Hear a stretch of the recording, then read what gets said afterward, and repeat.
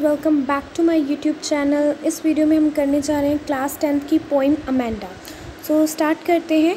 Every child feels that she or he is controlled by instructed not to do one thing or another. So हर एक चाइल्ड जो है वो control किया जाता है, उनको इंस्ट्रक्ट किया जाता है कि ये चीज़ आपको करनी है, ये नहीं करनी है। You to away feel very freedom is curtailed। आपको ऐसा लगता है कि आपकी फ्रीडम जो है वो ख़त्म कर दी गई है। Write down some of these things you want to do but your parents elders do not allow you to do. So आपने क्या करना है, कुछ ऐसी थिंग्स लिखनी है जो आप करना चाहते हो और आपके बड़े पेरेंट्स आपको करने नहीं दे रहे। सो आप कमेंट बॉक्स में ये लिख सकते हो, ठीक है।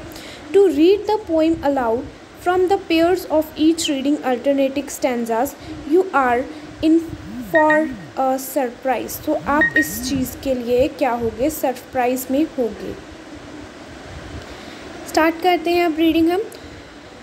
Don't bite a nails Amanda. So ये उसकी मदर बोल रही है अमेंडा की, ठीक है। उसकी मदर को डिस्क्राइब किया गया है। Don't hunch your shoulders Amanda. अपनी नेल्स को बाइट मत करो अमेंडा। और don't hunch your shoulders mean to say अपनी बैक को बेंड करके मत बैठो।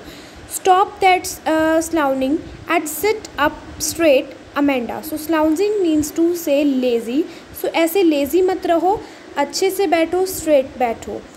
Then Amanda imagine करती है, वो कहती नहीं है, she is just imagining that there is a languid emerald sea where the soul inhabited in me a memory drifting blissfully। Drifting blissfully mean to say, blissfully mean to say happily, और driving मतलब कि move करना, ठीक है। सो Amanda कह रही है कि एक लॉन्ग एम्ब्रेड सी मतलब कि एक कलरफुल सी में वो क्या करे, वो अकेली हो। सोल इनहिबिटेड मीन टू से अकेली हो और वो मूव कर रही हो इधर उधर खुशी से।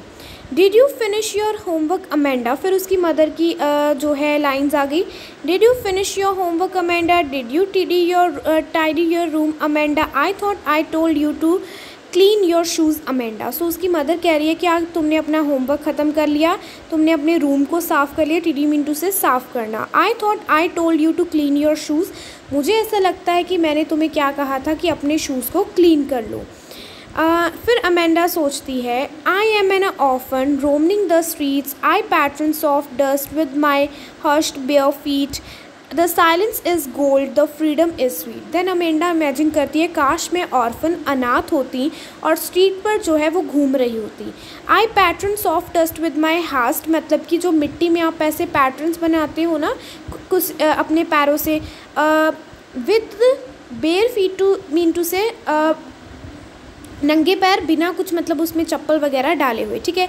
साइलेंस इज़ अ गोल्ड, वो समझती है जो चुप्पी है वो गोल्ड है। द फ्रीडम इज़ स्वीट, जो फ्रीडम है वो स्वीट है। देन फिर से उसकी मदर का रोल स्टार्ट हो जाता है। Don't eat that chocolate Amanda. Remember your age Amanda. Will you please look at me when I am speaking to you Amanda. Then उसकी मदर कह रही है कि अपनी ये चॉकलेट्स मत खाओ, ये तुम अगर खाओगी तो तुम्हारे पिंपल्स, एज मीन टू से पिंपल्स हो जाएगी, ठीक है। तो क्या प्लीज़ तुम मेरी तरफ देख सकती हो जब मैं तुमसे बात कर रही हूँ। तो ये अमेंडा की मदर कहती है। उसके आगे की जो पोइम है हमारे पास दैट इज़ फिर अमेंडा सोती है। I am a Rapunzel, I have not a care, life in a tower is tranquil and a rare, I will carely never let down my bright hair. So then वो चाहती है कि काश मैं रुपेंजल पता है ना, वो एक जैसे हमारी फेरी टेल है वैसे ही एक स्टोरी है जिसमें एक जो रुपेंजल होती है वो लॉन्ग से टावर पर होती है और उसके लंबे लंबे बाल होते हैं। उस वहाँ टावर पर जाने का यही तरीका था कि वो अपने बालों को जो है नीचे फेंके उस टावर की खिड़की से और उससे क्लाइंब करके कोई भी जा सकता था। तो वो उसको वो चाहती है कि काश मैं रुपेंजल होती और मैं वहाँ पर अलोन रहती, मैं किसी को भी अलाउ नहीं करती वहाँ पर आने के लिए और अपने ब्राइट हेयर्स को जो है नीचे फेंक कर, ठीक है, लाइक कि जैसे उससे क्लाइंब करते थे ना, ऐसे में कभी भी किसी को अलो नहीं करती। देन उसकी मदर फिर कहती है। Stop that slunking at once Amanda, you're always so moody Amanda, anyone would think that I nagged you at Amanda। सो उसकी मदर कहती है स्टॉप करो। सल्किंग मीन टू से कंप्लेन, ये जो तुम्हारा कंप्लेन का बिहेवियर है इसको बंद करो। तुम बहुत मूडी हो, any one would think so.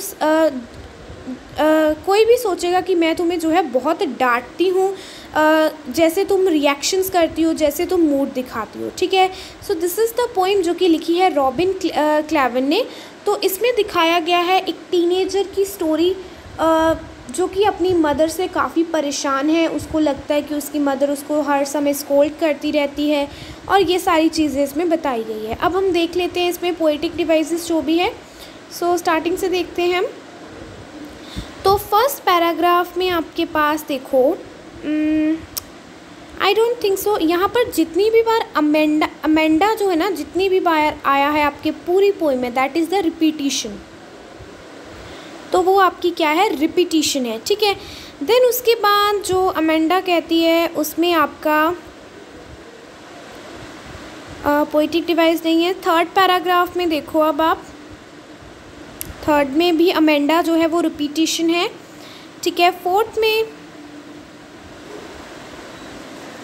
Silence is gold, जब ऐसा कोई ऑपोजिट वर्ड होता है, और फ्रीडम इज़ स्वीट, ये आपका मेटाफोर। मेटाफोर क्या होता है, जब कोई जैसे किसी चीज़ को कंपेयर किया हो किसी चीज़ के साथ, that is the metaphor. Like silence को गोल्ड के साथ कंपेयर किया है और फ्रीडम को स्वीट के साथ कंपेयर किया, तो यहाँ पर आपका मेटाफोर यूज़ हुआ है, ठीक है। एंड देन आपका जो है, एक बार आई विल चेक अगेन, और कोई भी यहाँ पर पोएटिक डिवाइस नहीं दिख रहा है। तो अब हम आगे चलते हैं नेक्स्ट वाले पैराग्राफ में। देखो अब, तो यहाँ पर आपका हुआ है एलिट्रेशन, स्टॉप सल्किंग, ठीक है। यहाँ पर हुआ है आपका एलिट्रेशन। एलिट्रेशन क्या होता है, जब सेम वर्ड्स की इनिशियल साउंड सेम हो, ठीक है, मतलब कि लाइक उसकी फर्स्ट जो अल्फ़ाबेट्स है वो सेम हो, that is the alliteration. So these are the metaphors that, these are the poetic devices that are used in this poem. I hope आपको ये पोएम अच्छे से समझ आई होगी। So thanks for watching.